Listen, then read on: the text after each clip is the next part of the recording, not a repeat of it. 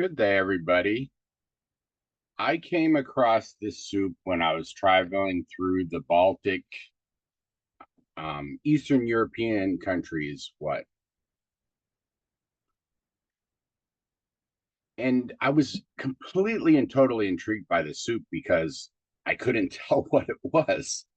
It was just a very flavorful, fragrant, and it intrigued me by what it was. And so I started looking up and I found online, I found versions from Romania, Hungary, um, Czech Republic, Slovakia, Latvia. It's just people were calling it the soup from nothing. It's quite literally just a soup made from infusing toasted caraway seeds, and you add some onion and garlic and paprika, and then you a little bit of flour to thicken it. Now, recipe after recipe said, do not use the old caraway seeds that you've had sitting around forever and ever and ever. But this was, I actually have a friend who absolutely hates this soup because it was served so much to him.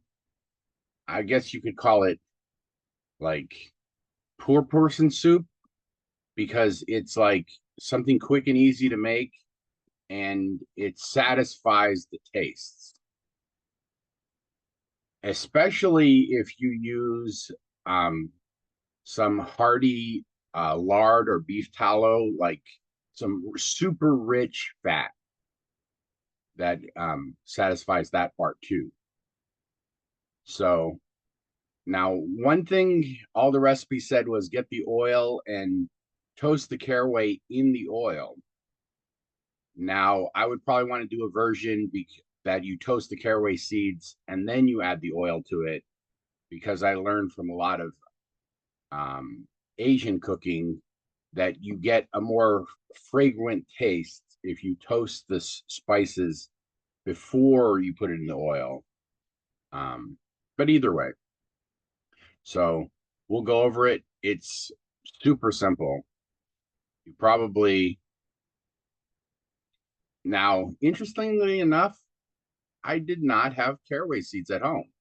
I have at the commercial kitchen. And so I actually had to go. And so the recipe is just, you know, 3 tablespoons of caraway seeds, 2 cups of water, 1 large onion. So 3, 2, 1, and then um, some garlic, 2 tablespoons of paprika, 3 tablespoons of oil, 2 tablespoons of flour, and then a little salt. And you can garnish it with fresh herbs, or a pesto, and then you can add vegetables. You could stir in an egg, and then you can do what do they call it? The nokralak. Am I saying that right? Where you just make like a fresh noodle and you drop it in, a fresh egg noodle, and you just do like egg drop noodles in it. So a bunch of different versions or a bunch of different add-ons. You could add, a little bit of cabbage, a little bit of potatoes, to your soup. But basically, so because I have the induction, I will not heat up the pan because it heats up so quickly. But just, 3 tablespoons of oil, and then you're gonna start toasting your caraway seeds here. And I'm going to start it at a low temperature because I'm afraid that I'll burn it too much. So, um, so there we go. Went to the co-op and got some bulk caraway seeds. Now I am gluten-free, and I like a little bit of protein, so I was going to throw some chickpea flour in there, just You need a little bit. Let me probably put that at a 3 for so. Um, cut up your onion, and I was thinking if we wanted to cut it up, if you wanted to have some texture, you'd cut it long and skinny. But because you're trying to stretch it as much as possible, if you had plenty of onions, you go long and skinny. What is that, like the long slices? But because we're going for flavor,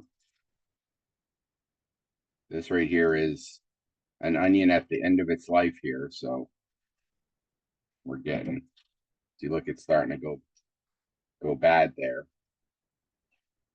But I save all these bits and put it in the freezer for making broth later. Now, a lot of the recipes say strain the soup because the I don't know, the caraway seeds are kind of chewy, but I don't know, I'm lazy and I tend to just leave everything in there. So, all right. Save these onion bits for broth. And then it's kind of like, I was just absolutely amazed by the flavor of the soup. And I thought it was like either a beef broth or chicken broth or, a bone broth. I don't know. I could not figure out what it was. And I was actually frustrated with myself to find out how simple, how few ingredients were in it, because it just came across to me as a very complex flavor. Maybe I'll go taking longer than I thought to get that toasting. But I'm gonna wash out this little bit of onion slime here. All right. It's now frying.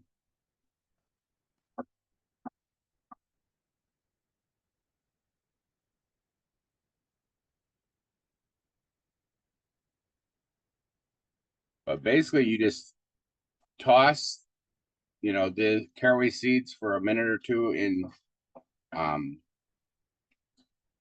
it took me a second to get the pan going, but in low heat, back to 3.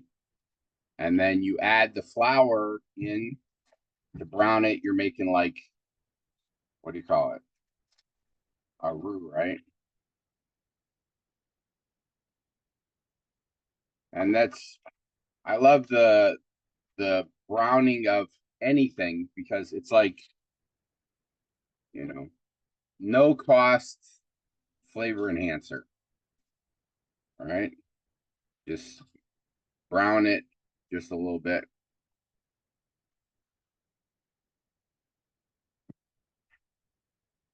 And then you add all the water and a little bit of salt. I rarely use salt. Look at this, how brown it's getting. This is right next to the stove, so it gets, I don't know. I just rarely use it. So for years and years, I considered adding salt as a lazy, um, that you were a lazy cook. But I do like how it draws out the moisture of vegetables and meat. So, but I did find it interesting. They don't require you to fry the onions. It's basically, um, but I don't know. This recipe doesn't say to fry the onions, but like the taste of fried onions myself. So I'm gonna fry them a little bit. Partially, a lot of these recipes that I came across were not in English, and so I was, trying to translate them. And it's kind of amazing nowadays. You can use the online translators to translate recipes. So I'm looking forward to more people publishing their recipes in their original language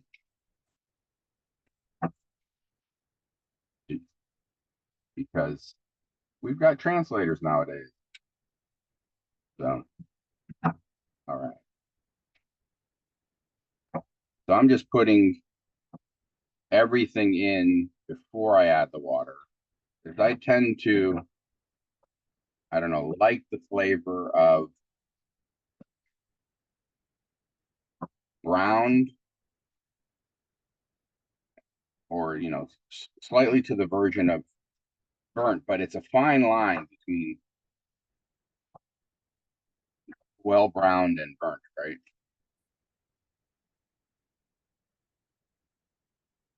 So, all right.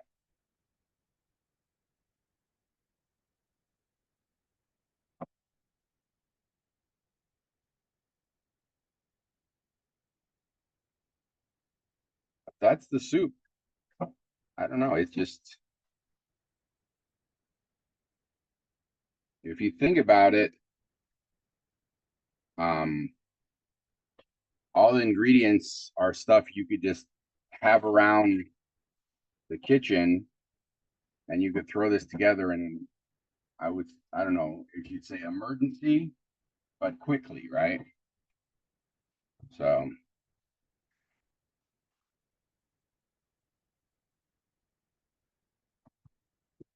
oh, what did I forget? The paprika. So,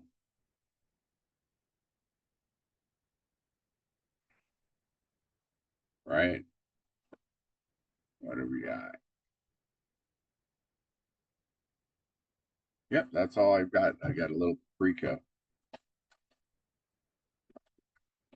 And you'll see the paprika, and of course, good Hungarian smoked paprika. Just like,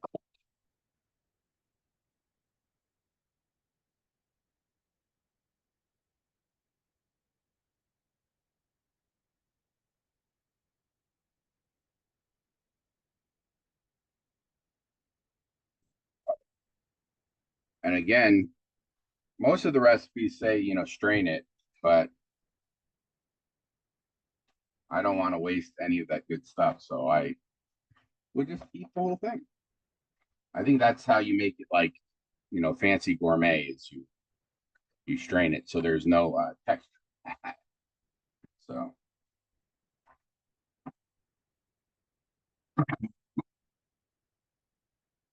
that's about it. Any questions? I um if you look, have we ever done the egg drop noodles? I feel like we had a version of that done, but you could just make an egg drop noodle. Now here I'm boiling it with like bring it to a boil with like half the water, and I will add more water to it based on how many people I have to serve, and then how much it evaporates. But because it's just me, I'm going to make it super concentrated. And then as I um, want to, I can thin it down if I want to. But it's so rich. Look at this. It's only boiled for like a minute. And look how, let's get the bubbles off. Look how, like beautiful and thick that looks like. So, but, and recipes, there was a bunch of different recipes, but they always said, cook it for I don't know, a little longer than you think. So like 6 or 7 minutes. And so like right now, if you wanted to, you could put noodles in there because noodles take about that long to cook. And if you wanted to make, if you had fresh eggs, you could make some fresh noodles. So it is, it's absolutely a great smell. And you can see it. I mean, it looks like, well, that one. I don't know. It's rich, savory, fragrant, satisfying, all at the same time. It's just, I don't know why. It just has the right balance of stuff. It that makes it happy and quick and easy to make. So let me know what you would like me to share, and I will. I love traveling the world, finding different foods, and I got to go to about 12 different countries in May. And so I got to try a lot of food, and I no longer think European food is bland. If you use fresh, good ingredients with a few poignant spices, oh, it was good. All right. Feeding others is love.